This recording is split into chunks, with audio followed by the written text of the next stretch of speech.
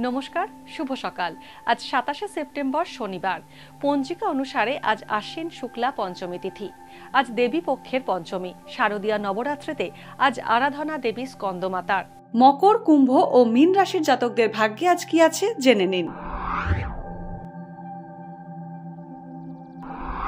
মকর রাশি। মকর রাশির জাতকদের আজকের দিনটি ব্যস্ততায় কাটবে।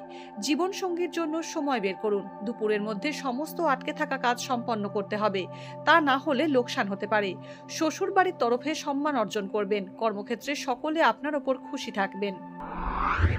কুম্ভ রাশি। কুম্ভ রাশির জাতকরা কোনো সম্পত্তিতে লগ্নি করতে পারেন। ভাগ্যের সঙ্গ লাভ করবেন। সন্তানের তরফে সুসংবাদ পাবেন এই রাশির জাতকরা। বন্ধুদের কাছ থেকে উপহার পাবেন। মায়ের স্বাস্থ্যের কারণে চিন্তিত থাকবেন। ব্যবসায়িক সফরের দ্বারা লাভ হবে। ছাত্রছাত্রীরা পরীক্ষার প্রস্তুতির জন্য পরিশ্রম করবেন। মীন রাশি। মীন রাশির জাতকদের সমস্ত মনস্কামনা পূর্ণ হবে। বিবাহযোগ্য যারা তারা আজ বিয়ের প্রস্তাব পেতে পারেন। আত্মীয়দের সঙ্গে ঘুরতে যাবেন। সামাজিক ও ধর্মীয় কাজে আগ্রহ থাকবে। পরিবারে শুভ অনুষ্ঠান আয়োজিত হতে পারে। ব্যবসায় ভাইদের পরামর্শ নেবেন।